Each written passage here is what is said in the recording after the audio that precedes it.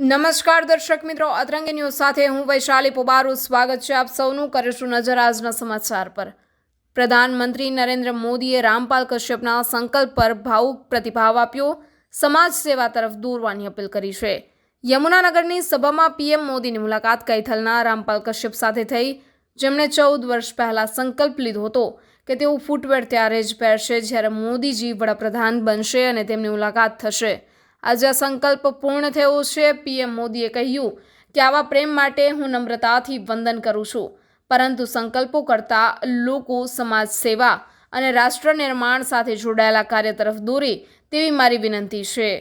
લાગણી વ્યક્ત કરવા માટે આવા ત્યાગ કરતા પહેલા સમાજના હિત માટે કંઈ કરવું વધુ સાર્થક ગણાય છે. Bureau report, અતરંગી news, Yamunanagar.